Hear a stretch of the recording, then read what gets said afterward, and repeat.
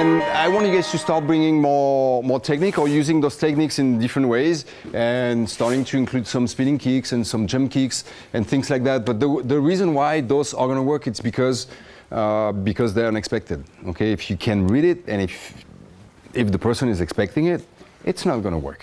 Okay, so keep playing like this. You have a lot of different weapons, enough of those to make it difficult for the other person to read and to know what you're going to do and when you're going to do it. Okay, so if you have 4 or 5 kicks that you can bring, well, don't get into a routine, don't get into a pattern. This revers can come at the second exchange, or maybe the next time you start with chassé and then you follow up with a revers, or maybe the next time you start with fouetté and then you put the revers after, or maybe you go back to fouetté, chassé, and revers. But don't give the opportunity to the other person to read what you're doing. Because if that happens, that person is going to use that against you, always. Okay, so make it confusing. Make it confusing.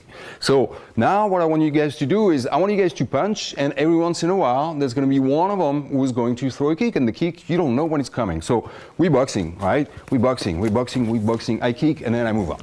Okay, so we're building, and he can punch, right, when I'm punching. But I bring a kick and then I get out. I'm going to use that kick to break the exchange. Like if I feel like he's too good with his hands and I can't reach and he's taking advantage, I better do something before he's actually taking advantage, right? So build, play, okay, you move, get a kick, get out. Start again.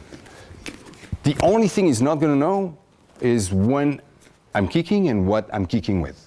Okay, so that can be a low kick, and then sometimes that's going to be a high one. And then low kick, high kick. And then, punching, and then maybe a spin kick right there. Okay, or whatever it is that you can come up with. But that is something that's going to help you break the combination. Remember, you want to dictate and you want to be in new terms. You want the bout, the sparring, the opposition to be in new terms. So you decide when you break it.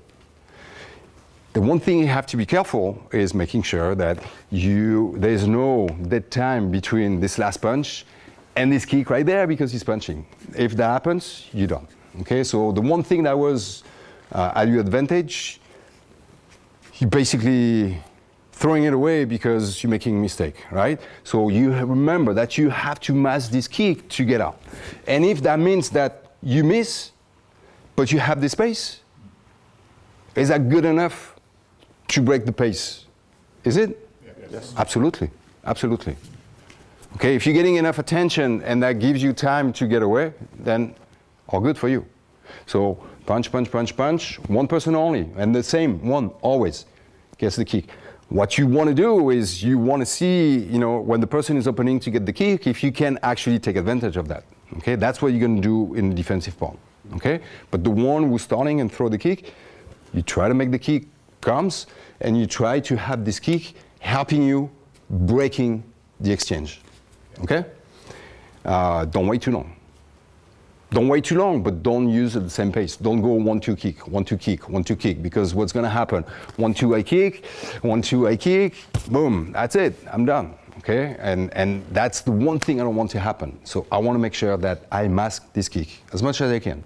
And that's, changing the pace, changing the rhythm, might be the one thing that make you or help you do it. Okay?